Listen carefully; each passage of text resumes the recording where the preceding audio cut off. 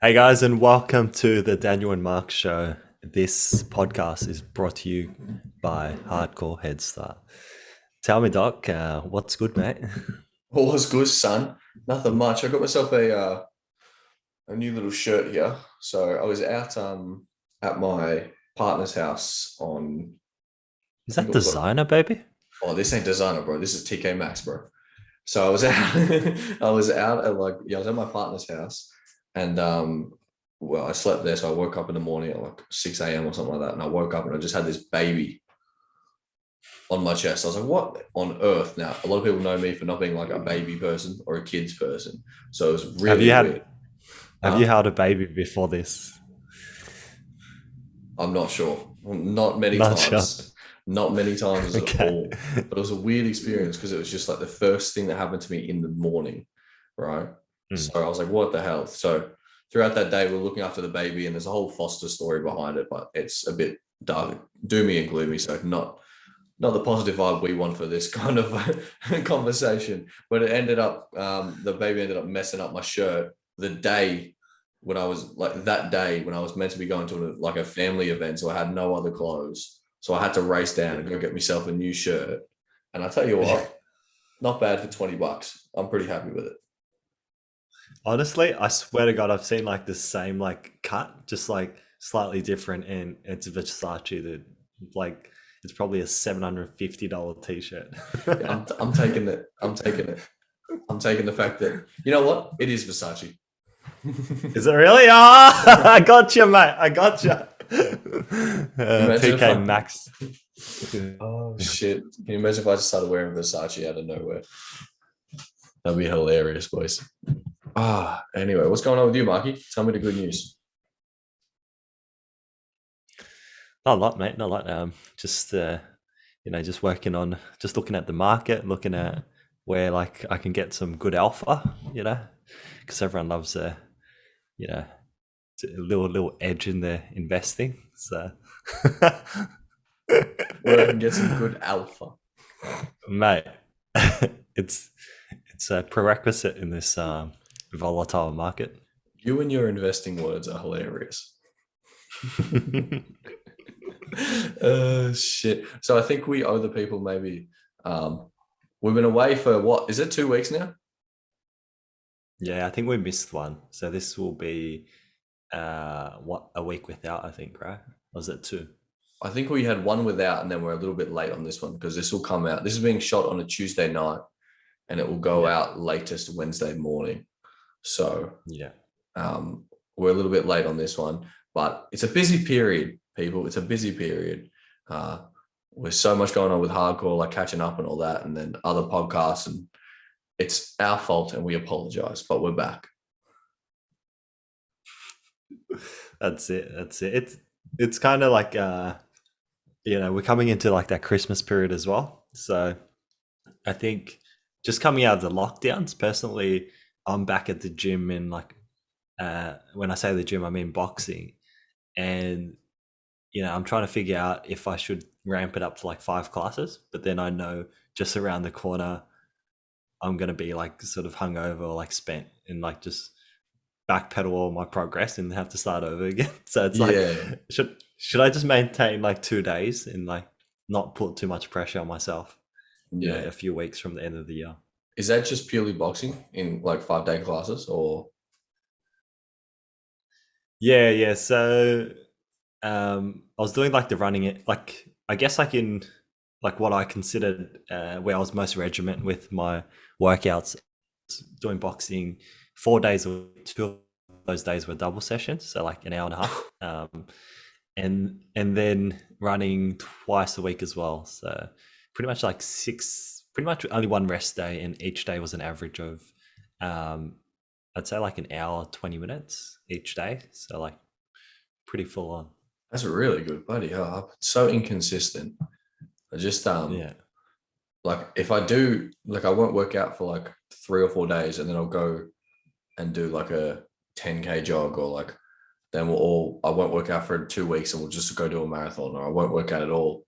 And then we'll go do a bloody 50-kilometer bike ride or something like that. It's like, what if we just did like 10 kilometers every day Well, instead of what's your like? Because this is not like unique to us, right? Like everyone kind of goes through periods where like they've got a bigger commitment with school, work, holiday, getting sick,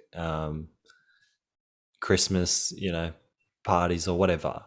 Like, what has been your way of sort of navigating that when it comes to like, you've got a routine for that is going to be broken. How do you kind of approach a routine? And do you have like an example?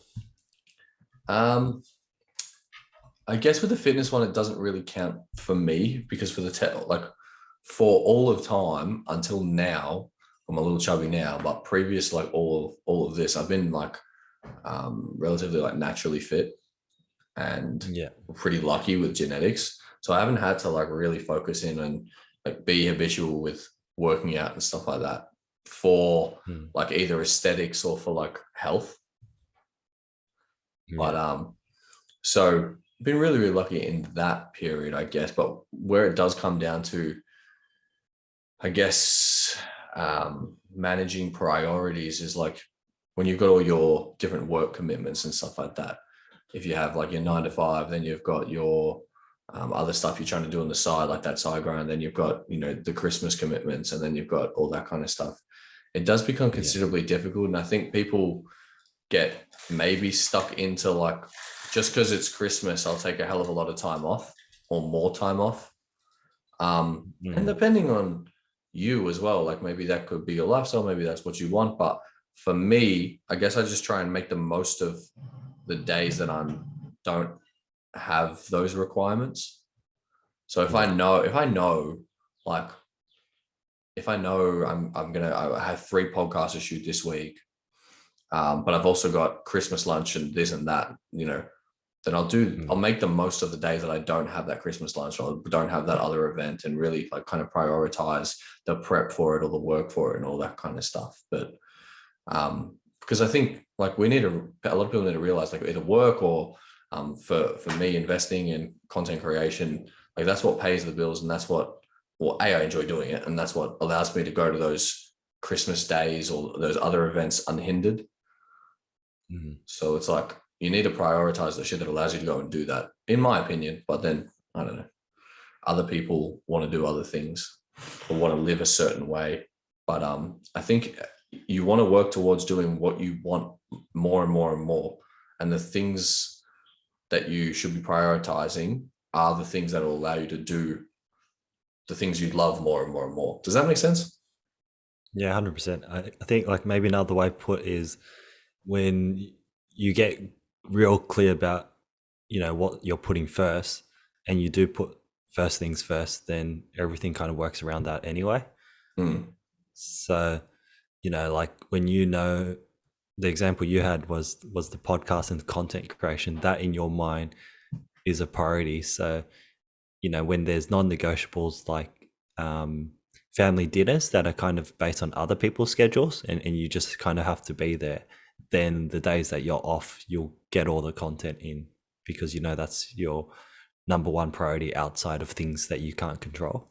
Yeah, like I'm sure we'll start talking like this week. We'll probably start talking about doing backlogs next week or something like that.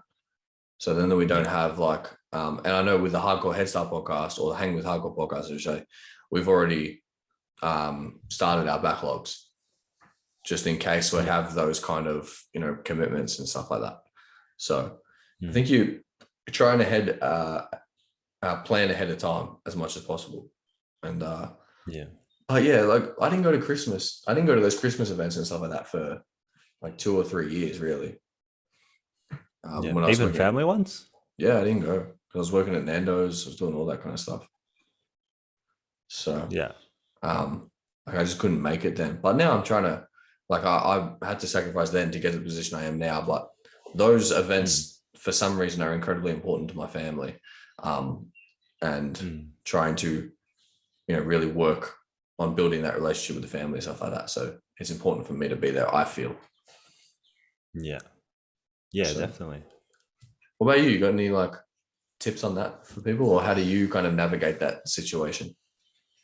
Yeah, so my and I guess like something I need to work on is uh like my levels of motivation and inspiration. Like so like what I figured is when I'm sort of inspired, like I'll get a whole bunch of stuff done, and then there'll be days where like everything feels really hard. So my what's worked for me is on those days where I find myself procrastinating. In the beginning, I didn't really know why I was doing it, but now I've kind of realized that it's almost like paralysis, like a survival thing where you just don't know what to do next, or you just feel like you don't have the answers, or you just don't know how to get around a problem. Um, so it's not necessarily like you hate what you're doing. It's almost like you just don't know how to sort of like get to the next thing. And what I found is just snowballing the easiest stuff. So like if you have 5 or 6 things that you can think that you can kind of work on, just start with the smaller stuff. So that kind of gives you confidence, because when you go into that kind of procrastinating mode, your mind goes into like, hey, you're a piece of shit. Like not like you're a piece of shit, but like, hey, like, you can't even do this, or maybe like doubt kind of creeps in. Mm. Um, like you won't say that to anyone else, but like you'll kind of feel it like internally. Mm. Because I feel like procrastination and guilt a lot of times go hand in hand. Yeah. And yeah, self-esteem is the other thing. So like if you do the small stuff, you just go, oh yeah, I'm best, I can do all this. Mm. Yeah. I'm a king, mate. I have a feeling that it affects more people more who actually kind of want to do a lot more with their lives and don't try and distract themselves from that guilt or from that procrastination. Mm, Because like I felt that a lot sometimes as well, where it's like, fuck, like I don't deserve to go to this event or deserve to go and do this because I didn't do A, B, C, D, E the best way or the most efficient way. I didn't get all of it done, et cetera, et cetera, et cetera. Where it's like, I think a lot of people easily mm, justify what it is they got done. So then, that event on the weekend or that party on the weekend or that Christmas event, they can just go, oh yeah, but it may just be as simple as work the whole week. I was like, you just worked a normal job for the whole week. mm, Oh, now you get to go and kind of party on the weekend or go to this event or some shit like that. But people who are trying to maybe achieve more kind of have that higher standard where it's like, even if you achieve the same thing or a little bit more, you still feel like you're mm, procrastinating in certain areas and you feel guilty because of that. So then you mm. like don't justify wins for yourself. So then you make yourself feel bad and your self-esteem, it feels terrible, makes you feel terrible, et cetera, et cetera. Is that kind of like how you feel as well? 100%. So like uh we've learnt it as kids, right? So our parents, without bad intention, say, hey, you can have your dessert if you eat your lunch, right? So it's kind of like we're literally being taught, hey, if you do the bad shit, we'll give you the good shit. And you, like, literally, we all do this, right? It's like, all right, I'll go to that party if I just fucking like lock myself in a room and like read 6 books or whatever. Mm, Yeah. I think that's unhealthy. I don't think that's the right way to get the best out of yourself. I think slowing down and asking yourself, why don't I enjoy this task that I'm putting importance in, kind of works better. So like if you're stuck on something, it's probably because you're not having fun. So it's almost like, how do I become a child again and kind of like make this arduous task a bit more fun?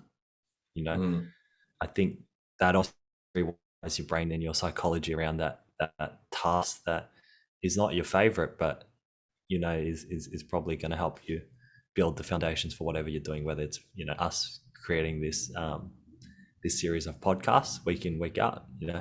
Shout out to our 26 subscribers. she's a slow um, grind, son. I reckon it's just the algorithm. She's not showing us out to enough people, but the 26 people who are subscribed are watching it. So Yeah, that's exactly right. We are actually getting like every person who's subscribed, I feel like is watching it. So, yeah, and I feel like our engagement is actually not bad, or our retention rate is pretty good. yeah. So I'm pretty happy with all the people out there watching it. But yeah, to my point, I think like I guess just to wrap up that point, if you can find a way to make a boring task a little less boring and kind of really understand what aspects of it you don't like, it's probably going to net you a better result rather than going, hey, that's just a shit thing I have to do, but I'll reward myself afterwards. Yeah, this is a conversation we're having in the house, what I'm about to say next. So I think it is kind of drawn, my next comment is drawn by that, drawn from that. But I'm curious on what you think. Like, do you think sometimes it just comes down to the fact that, like, although it is not fun and although it is not like your favorite thing to do, you just got to get your hands dirty and get it done sometimes? Yeah, 100%. Like accountability and like not overthinking things can kind of just make it like habits too. So one of the things you guys have talked about on previous podcasts is snowballing habits. So once you kind of have a few foundations and you've got like anchor points of like, hey, I'm already making my bed, then sort of maybe like journaling like just before bed or something, or like writing something, doing a bit of writing like first thing as you get up becomes like a habit that you can build on like straight after you make your bed, or meditation, or whatever habit that you're trying to snowball. But yeah, I think psychology is still important too, because what I find is we only have so much bandwidth, we get distractions, and emotions can kind of pull you away from some habits. So you might like change your habits where you'll pick up you've got like new focus, so like you've got a new set of habits that you're trying to pick up, and then you'll forget about the old ones. So you kind of prioritize these new habits, and without mindfully thinking about it, you start deprioritizing some other habit. A good example of this is like you might be really into like, hey, I need to read, right? So like for a little while you start downloading books, you listen to audio books, and like you start smashing it. And then there'll be periods where it's like, I don't listen to podcasts anymore, or whatever, because you're kind of focused on some new habits, because you're like, you need to sleep better, or you need to eat better. Do you feel the same, or like can you? There are definitely some habits that have dropped off over time, 100% for sure. Yeah. What they are specifically, I can't remember, because I probably wouldn't have dropped them off if I still knew them. But there are some that kind of have become less necessary. So I think in like during the grind for me, like sacrifice was considerably, like, I think sacrifice is a muscle that needs to be trained and is a habit that needs to be learned and practiced, because sacrifice needs to be like kind of your first thought, when it comes to spending or being on the internet, because everything's marketing to you all the time. You need to have that, that muscle trained and that habit kind of ingrained. So maybe sacrifice is one that you kind of has just subsided now. And I think that's because of like the change of life that I've had, or lucky to have. But, and there's still elements of like a lot of, or a few habits that are maybe evolved slightly, where it's like I don't think about them so much, but they're now just like second nature. So, but yeah, I do think like sometimes things evolve, and kind of they become more of a priority in people's lives, and then less of a priority depending on kind of the stage you are in and the period you're in. Naval talks about, two different periods, that sprint period and that rest period. And I think your priorities are going to be different in both. And I think your habits, although not all of them, I think some of them are going to be different throughout either of those periods. Yeah, I think that all makes sense. Yeah. I think that I think we've talked about it before. I do like Naval's sort of idea of being like a lion. Like there's periods of rest and there's periods of sprint, and kind of treat it as be productive when you're productive, and try to get as much as you can out of that, that period. And then when you're not as productive, just kind of rest and give yourself space, because that's where um, you give yourself a chance to recover and actually be more productive when you're on. So yeah, all good points. I suppose, like, I kind of think about like for example, I sit in a chair all day, I'm grinding, and I'm like, working my day job, and then I'm looking at investing, and then watching content, and then it leads to back pain, right? So suddenly, like, stretching and yoga becomes like important. So that becomes a habit, which I then pick up for like 6 weeks. The problem goes away, and then it's not like a part of my routine anymore. But then Mm. I start feeling guilty, and I go, hey, that really helped. Should I pick that up again? Mm. Would you argue potentially that's not like a habit, it's just like a solution to a temporary problem? Like, just alleviates the pain a Yeah. little for a little Yeah. while. Like, dude, how many times are like, I think the definition of a habit is a crock of shit these days, Yeah, because there's so many like different science ways. Like, it's either 22 days, or it's this amount of days, or it's this amount of hours, or it's this amount of repeatability. It's like, I feel like the overarching macro definition of a habit should be like when it's like you don't even think about it anymore. It's just like second nature. So in regards to the background, I feel like that's just solving a problem. But maybe actually even in between the periods of like resting and then sprinting, like what Naval was talking about, they're not even built habits. They're just like priorities. They're just like things that you have to do. So maybe it's more discipline coming from a place of like, I need to do these things to get these results. yeah, yeah. I think so. Like, it's almost like, to take the analogy to like a different place, like maths, right? Like, you could kind of see it as you're subtracting things that you don't like about yourself, or you could just see it as like, hey, you're just adding to what you want, and then that takes away from the bad habits. Like, if you really focus on creating content, then that might fix the problem of doing not doing work that you find unfulfilling, for example, because it moves you towards that path of getting paid for what you do like doing. Mm. Dylan spoke about this in, I'm not sure, I think it's the previous podcast, so it hasn't released yet, but he spoke about like the principle of like stacking on your knowledge or stacking on your ideas to build like a pillar. Have you heard of him talk about that before, or heard of that kind of concept before? I think so, but run me through it again.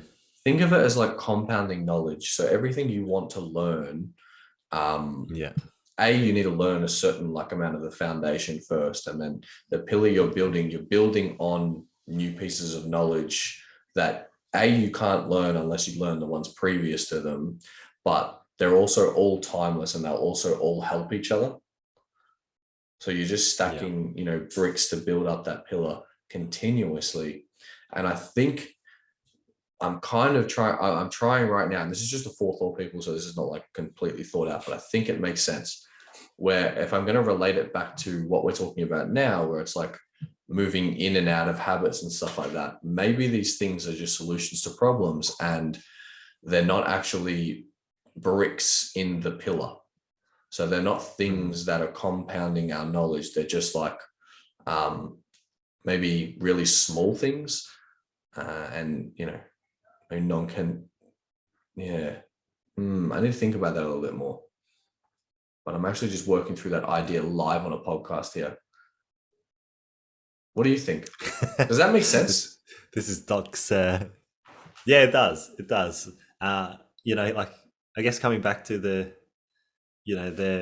original principle like that, or like concept that Dylan brought up around like laying the foundations. If you, yeah, if you have like complementary, like, sort of habits that build on each other, they might strengthen that entire, it's like related habits. So, for example, what's a good example? Uh, so, like, I guess like running every day would kind of make you sort of disciplined. Um, it would kind of give you that discipline to, do anything that's like stamina related potentially, because yes, running is building a habit, but also makes you physically more healthy. So maybe like you've got the stamina to, Yeah. endure like being out in the heat for longer, or I don't know, like it's a bad Yeah, I see example. the no, I see the connection though. I see the connection. Yeah. Yeah. I think it's about like learning things that you're going to use forever. So maybe the things that we're learning, or some of the things that we learn and then not necessarily unlearn, but don't use often, are not like the most important things to us, and are not going to be used consistently, continuously, all the time. So the things that we can just use now and then to solve problems, but they're not going to be like in the framework of like how we do life. Yeah. Yeah, makes sense. I think we're kind of touching on two different topics too. One is kind of like around habits, and the other one is like building your knowledge. So Mm. two similar interrelated ideas, but also like two different things. Yeah, I think there's a relation in there somewhere. Maybe I'm just putting pieces that don't fit, but I think I need to do some more thinking on that, and I think I'll come back. Yeah, for sure, for sure. Is How that about valuable? Is that valuable for people? Me just like staring off into the fucking window, trying to kind of get through an idea to kind of say it out loud. I guess Usually, it's the equivalent of white space between like articles. You've just read like this really long, sort of you've read like 4 paragraphs, and you're like, I just need a bit of white space. Then need a picture or something. Oh, shit. Sorry, what were you gonna say? I was just gonna say like like sort of challenging the way you kind of do things um, can kind of find more creative solutions to your problems. So like tying it back to sort of habits, right? Like let's say if your thing is you're trying to use your habits to sort of build your foundation in investing and business, and in, let's say, a good example for us is like getting into the NFT space and kind of understand what the value is, what to look out for, some of the um, like common pitfalls of getting into NFTs and investing into wrong projects. Um, the way you can sort of reduce your amount of mistakes is kind of looking at platforms that you don't necessarily like have like a bias towards. So almost like your best bet is kind of like, all right, you have a friend that goes, hey, you really need to check out this crypto influencer. He knows all the shit about NFTs, right? But like, but then like you can get stuck. Terrible advice, by the way, but I'm guilty of this, right? In the early days of crypto, I'd literally consume YouTube content all day, and like that became the path of least resistance because it's just where I knew to go to get content. Mm. Um, but nowadays, I'm constantly questioning myself, where I'm getting information and is there a better way to do it? So, like for example, um, like I'm on Discord, but then, I know like Twitter has these Twitter Spaces, right? And like I used to think, like that's a big commitment. Like it's people talking. Like if I'm halfway through the conversation, I'm kind of missing it, and it's not scheduled and that sort of thing. But I've kind of found them more interesting because you hear more live. You can kind of have like a pulse on like what's actually happening in those projects and like different conversations, and you can quickly join like a space on philosophy if you're interested in philosophy, or you can join one on today, for example, Nike and Nike and that lifestyle brand had like that collaboration, and everyone's talking about um, you know was it insider trading, because there was this girl that announced to Twitter that she was going to buy a whole bunch of these NFTs, right? And people were giving her shit because the price was going down, and she was saying, "Wait until tomorrow." And probably a silly thing to do on Twitter, because the next day comes around, Nike announces this partnership, the NFT fucking goes through the roof, right? And she's basically gone, hey, I've got $100,000 in medical fees, and I'm going to put my whole savings, $80,000 into this Cronex like NFT thing, and then it pops the next day, and then she deletes her Twitter account. So it's so like it gives you so it gives you like a pulse on like what's happening in real time. Like the equivalent of that is scrolling through your feed, right? But you don't hear like people's opinions. Like it's different to just reading it. Yeah. First of all, that is definitely inside joke. There could be more to the story, but based on what's presented, yeah. Based on what you just said, that's an open and closed book, that one. That is wild. Imagine having $100,000 in debt and putting 80,000 on a project. That is the stupidest shit I've ever heard. But I get too. I see that kind of, and she made a tweet. Now, this is not the point of anything you just said, but I just want to kind of double tap on that quickly.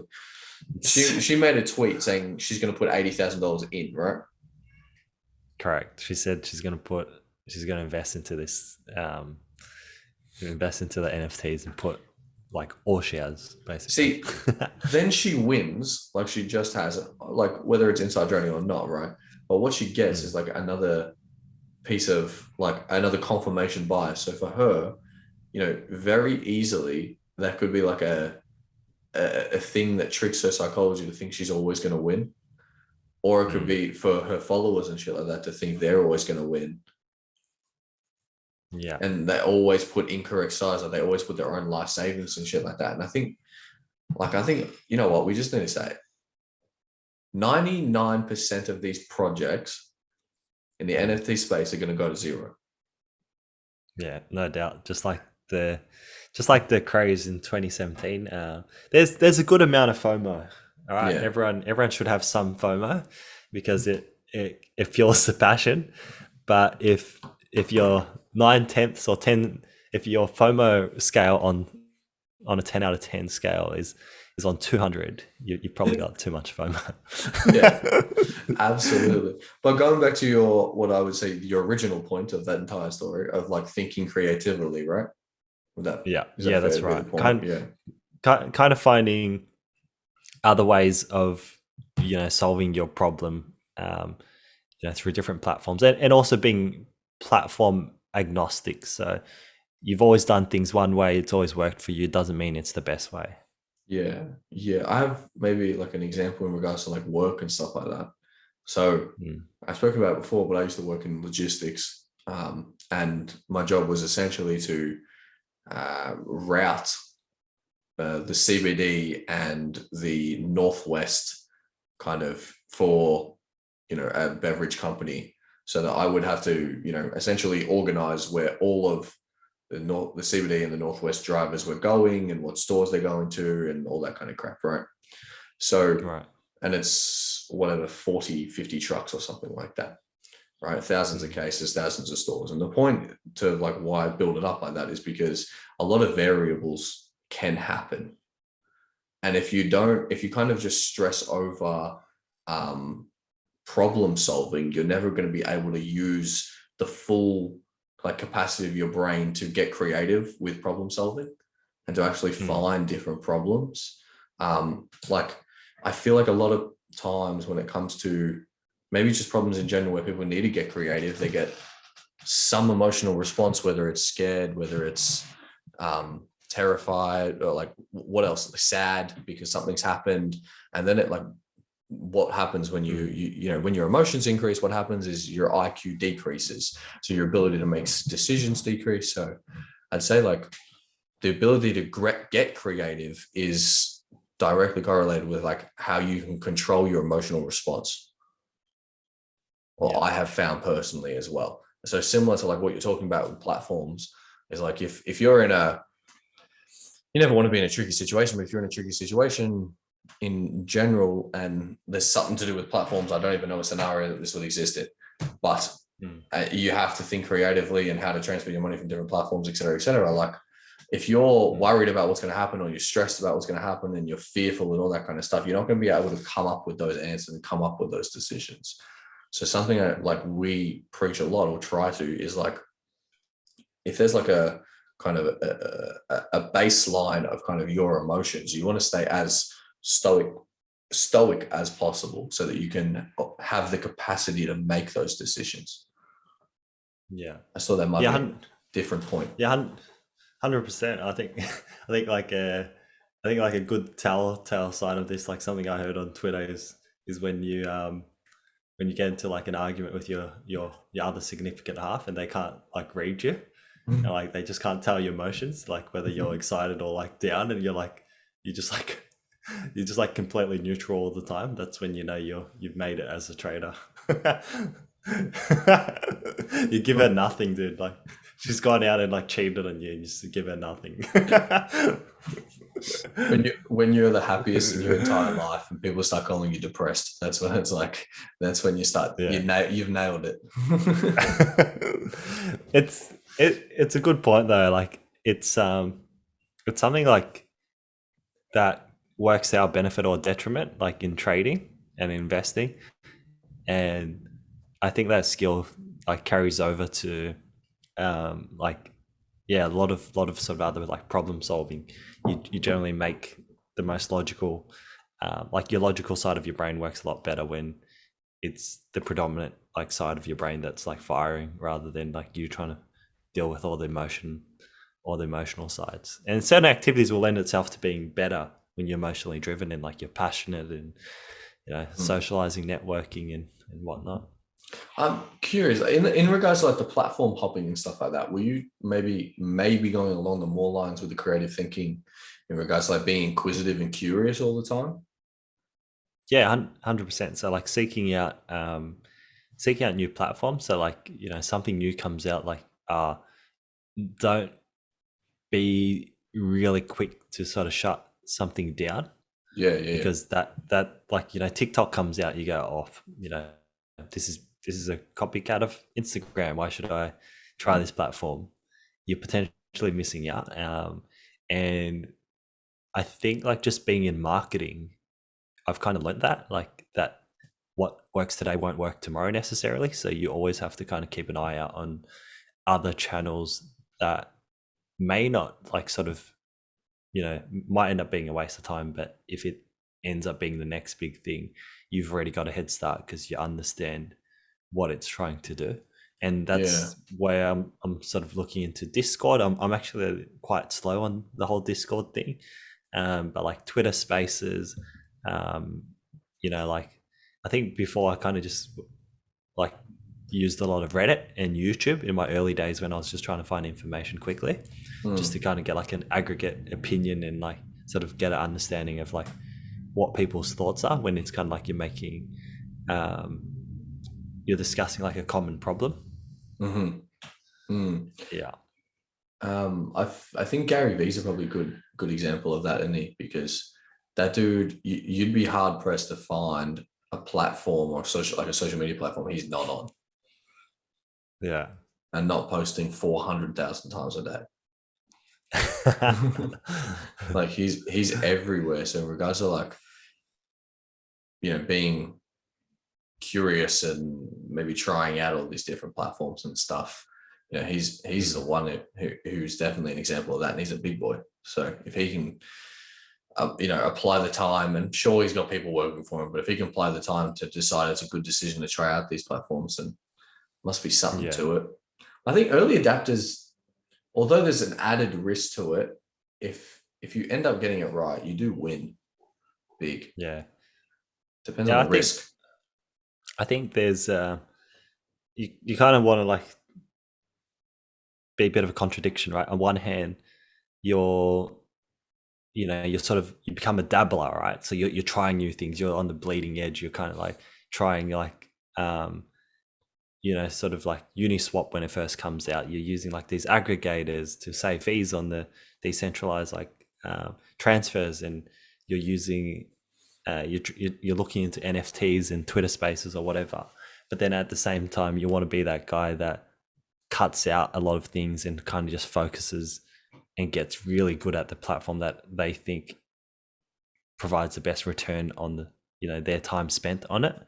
So you got to be like in two minds. 80% of the time you're like, okay, I've found all these ways to kind of learn what I need to learn, but these ones work for me, so I'm going to spend 80% of my time on it. But then 10 to 20% of the time you're looking for better ways or better platform. Yeah, So I like, know. Oh, you go, sir. I was just going to say, like, I think either I'm doing Instagram wrong, or intuitively I feel like I should be spending the equal amount of time on Instagram, on TikTok instead. Like right now. I'm thinking like yeah, we're actually hardcore. We're starting TikTok in the new year. There you go. So we're moving there, but we're not active on the rest of that stuff other than YouTube at the moment. So we'll get that going. But I think for the longest time, people have tried those different platforms and have been able to build decent followings and stuff like that. But everyone seems to come back to YouTube every time. So I think in regards to like trying and being creative and being curious and actually, if you end up making a fucking following or something like that, I think it's important to realize like the timeless platform is the one that people are always going to come back to. And I think YouTube is the sole one there, where it's like, if you can then convert a lot of that traffic back to YouTube in a very obviously social media specific conversation here, I think it's, like you're saying, it's smart to realize or have that contradictory mindset where it's like, try the new things, but have that one maybe main thing. Yeah, that's right. It's almost like like you've got your your core platform, and then you got these satellites that are like going around and like just scanning for like new things. Like yeah. Like, dude, what if you started TikTok back in the day, and you're like the first one to do all the bullshit content that's on there, or even the decent content that's on there, if there's a good return there.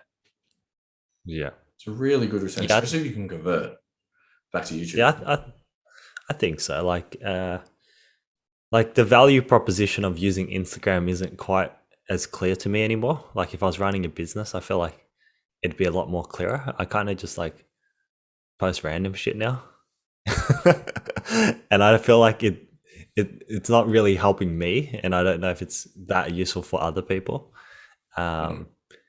But yeah, I mean, it's probably just like it's probably just more like an internal compass going, hey, you probably need to spend more time on TikTok than it is like a problem with Instagram itself. Like for me personally. Oh, some people are fucking nailing Instagram, so she definitely works. It's just like a fucking like what's our thing, but yeah, like the D'Amelios. Delete Instagram, doesn't work. Delete Instagram, doesn't work. Everyone jump off it today. I think my like internal thing of what you're saying is I always like the longer platforms because it allows kind of build a better relationship, I guess, between the audience and yourself. Yeah.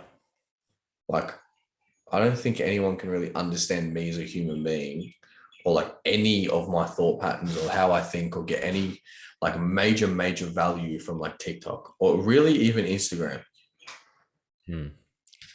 Yeah, I suppose, one thought might be authenticity. So like the longer the piece of content, the more it becomes authentic.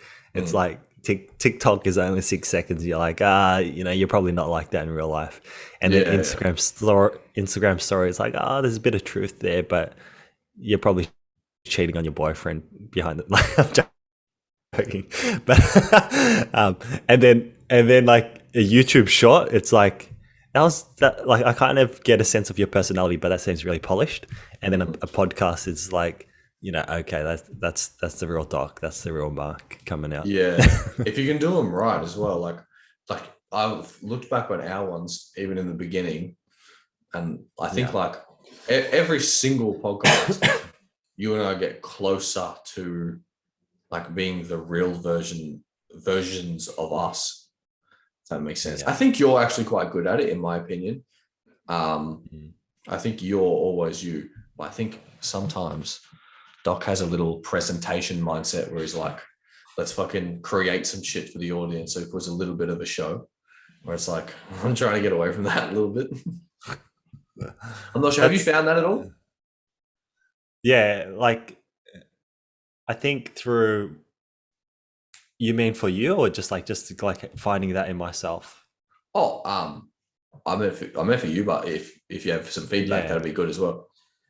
Yeah, I think definitely for myself, like in the beginning, watching back all my videos, I was just like cringing after every video. Like a part of me dies every time. Like that's not you. It's like, what's up? What's up, YouTube? This is Mark from Mark Melbourne TV, and it's like, nah, you're not that high energy.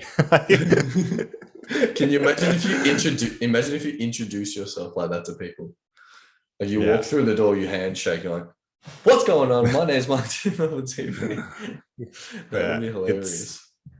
It's one too many Peter McKinnon YouTube videos, like, what's up? Dude, his shit is so good though. Yeah, but yeah, 100%. I think two things forces you into reporter mode. One is talking about something like you're still trying to develop your thoughts around, like you don't like have like a strong sort of personal opinion on it. You kind of heard things and you kind of like know a bit of information about it, but like you don't have like a strong stance where you've kind of like considered like a lot of the angles, like the bad and the good that comes with it. And like the second thing is probably when you're trying to recall information. So I think that's what I noticed with me personally. So whenever I was like trying to write this script and like trying to remember like something really interesting I just read like 5 minutes beforehand and trying to make sure I include that fact in to make myself sound smart, I just sound like an idiot, right? Yeah. Because you're so focused on it and your eyes start going like that way because you're thinking so much. You're like, fuck, I can't remember the fact, right? Some people are amazing at like, but my short-term memory is like horrible. So that's one. And then the second thing is talking about a topic like you maybe like haven't sort of like really understood or like taken the time to completely consider the various angles. Yeah. Yeah, no, they're all like good points. I think like starting any kind of like podcast or something, look at that, like I'm literally looking off into the distance and shit like that. I do this in normal conversation with people as well. I'm just like, what would be the best way to explain this perfectly for someone to like, so they understand it? But like starting any kind of like content on the internet in general, it can be relatively nerve-wracking, not even factoring in like the nuances of trying to be yourself on camera. Just like trying to get all the words out is difficult. So like actually like then making sure you're not presenting and making sure you're not putting on a little bit of extra sauce and becoming someone else. Like, dude, it's actually incredibly difficult. Like I think I'm pretty sure like right now I'm getting closer and closer to like the norm. Yeah. As close to norm as possible. Maybe a little bit more PG version. But tell me more like about that. Like, do those thoughts go through your mind as you're like when you're creating content, especially like when you're first like getting back into it again? Yeah. So, dude, because like the 2017 me and me now, like the difference between the difference of the person I am just in general is like pretty wild. So like the content itself is just naturally not going to be the same, but there's different problems where in 2017 it was like ego to try and like maybe just be a certain person or some shit like that, and then when I've come back, it's like now I'm trying to add value, but add value in a way where like I'm still trying to make myself sound smart, like you were saying before as well. Was like create that Yeah. reputation, create the authority so people will listen, etc., etc. It was like people actually just resonate with like relatability.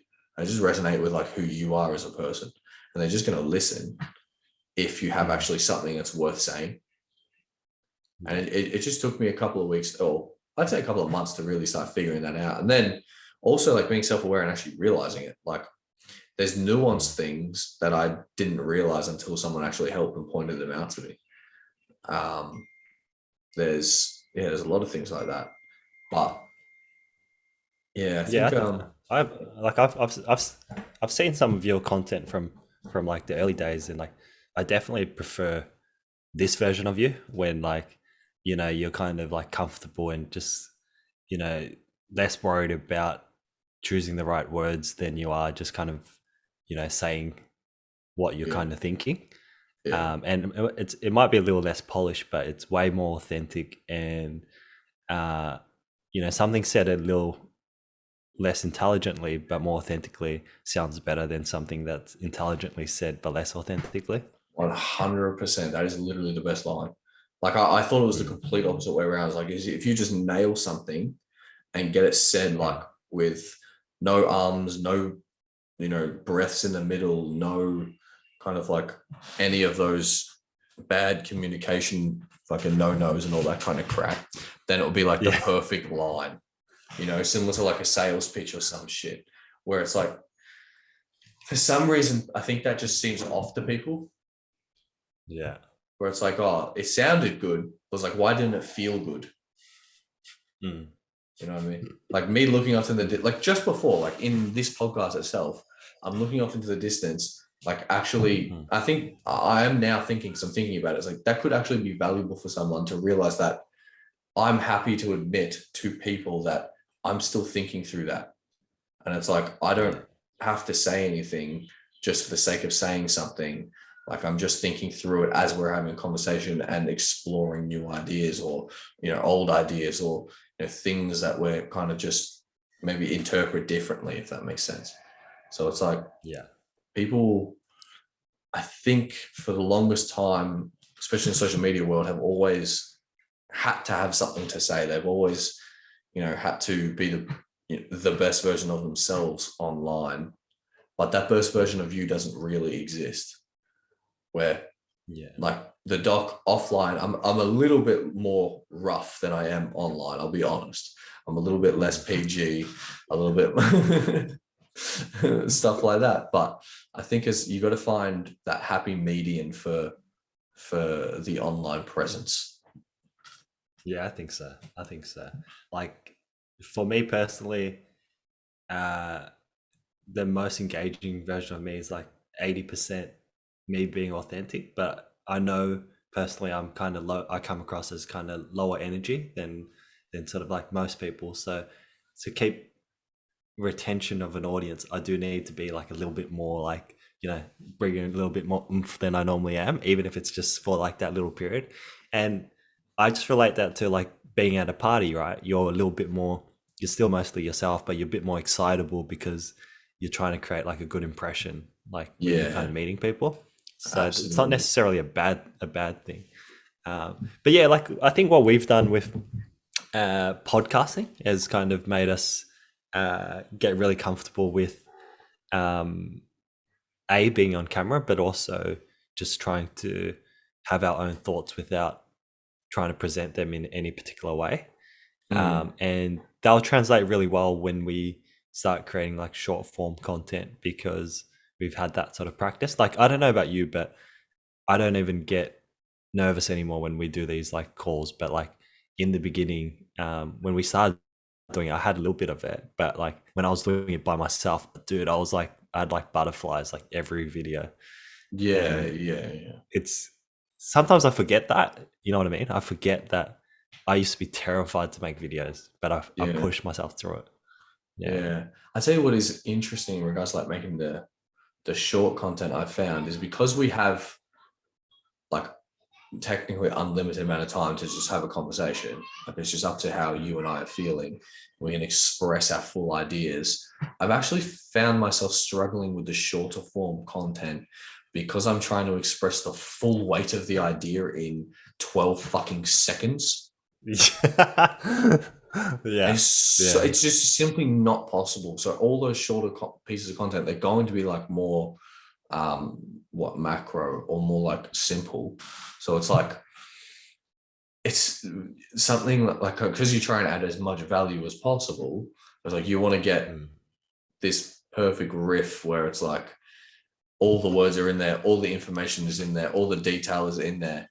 But that's not the reality. It's not possible. Like what you're actually trying to do is, and this took me, someone had to say this to me again, because I literally could not get this.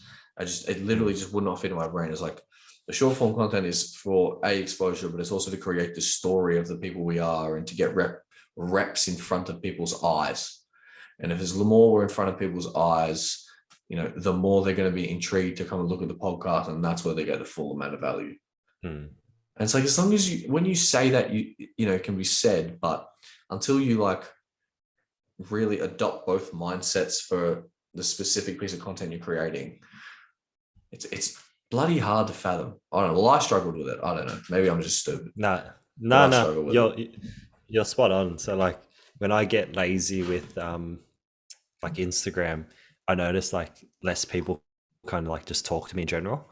But like the more active I am, like, suddenly people are like, hey, I saw that piece of content, or I saw this, and like, like people suddenly go, hey, like, what are you up to? Like, do you want to catch up? And it's like, bro, I haven't talked to you in like 5 years. Like, but I'm just making like an example, right? But you're right. Repetition makes you front of mind, and the short form does that much better because it's shorter and it's more frequent. Yeah, absolutely. And I forget how like the audience doesn't know, and this is no fault of their own, they just haven't been taught yet, but they don't know a whole lot. They don't know everything. So it's like me explaining every single part of the detail to them then isn't actually going to help them. Yeah. It's like, what happens when you take on every little piece of content or every piece of like information? You remember 3 words, the easiest 3 words, and the rest you fucking forget entirely. And it was like coming from getting used to podcasts and getting used to like reading books and listening to long form content and just soaking all of that in and being able to have conversations and stuff like that. I found it difficult to then transition into like, hey guys, this is Doherty. How are you, boys? Let's go and do this, and this. This is this, and this. Go and check out the podcast, etc., etc. Where it's just like another kind of skill you got to learn. Yeah, I think so. Like when you're when people aren't trained to sort of hear from you, you almost like less is better, and like you kind of just try to introduce maybe like sort of like almost just sticking to one idea so that like the other person can receive it a lot more easily. Is probably works a lot better than trying to like elaborate on a couple ideas and going too far with it. 100%.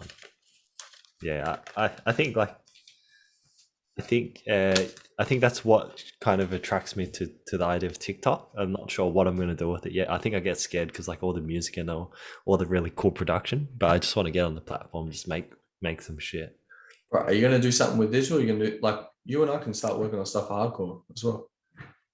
Yeah, let's do it. I mean, everything, dude. I just want to spend more time creating on the platform. Yeah, you're right. Yeah, 100%. We'll talk. Obviously, when we're not on a freaking podcast, and we'll organize something. But that'll be another. Good. Another thing I've kind of learned through Hardcore Headstart this and just this year in general is like trying to use communities to sort of learn information outside of what so like for example I'm me and my other mate I'm trying to sort of encourage him to join like Twitter spaces with me, and we'll start speaking on them. So instead of like making all the focus about us creating our own space in our own community, just getting into the practice of joining in other conversations.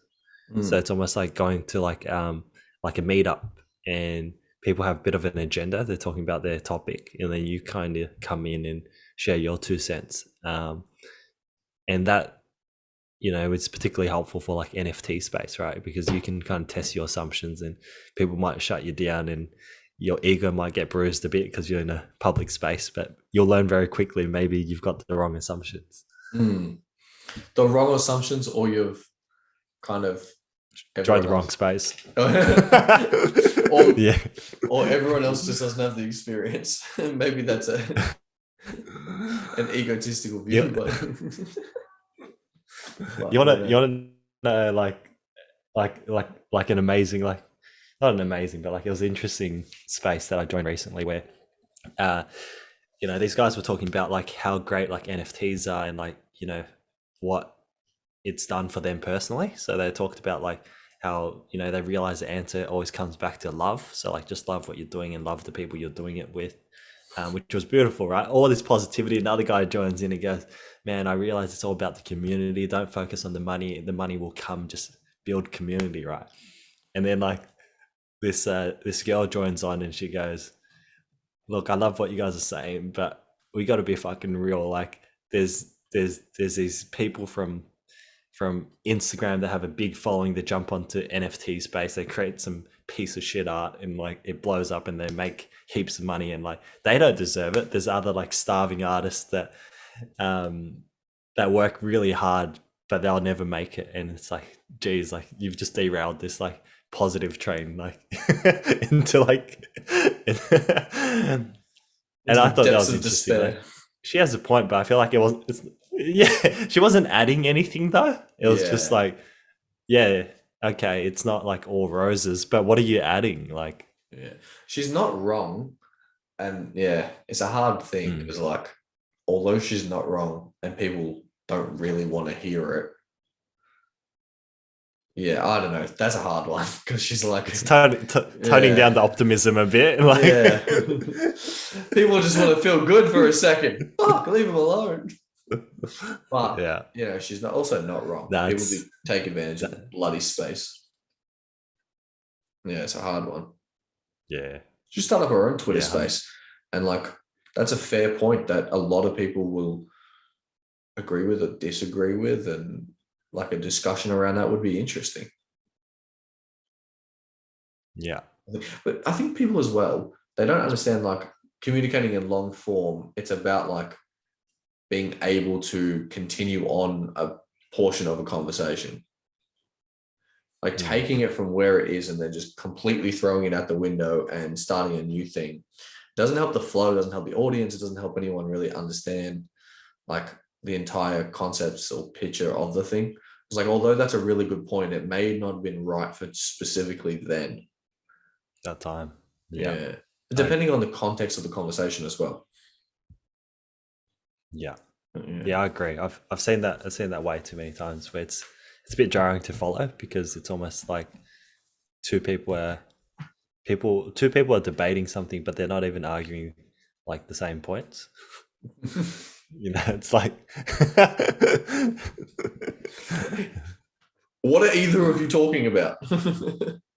you're basically just like describing like or like not talking about the same topics anymore.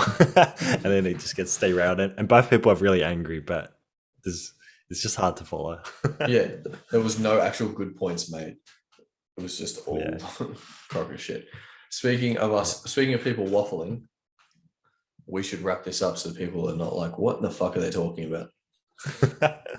No, thanks for making it this far to the podcast, and thanks for the ongoing support. We will be this was recorded on a Tuesday, but it should be released later this week, and catch you guys on the podcast Sunday following week, I believe. Yes, absolutely. Whenever you see this, it will be the coming Sunday. There will be something released.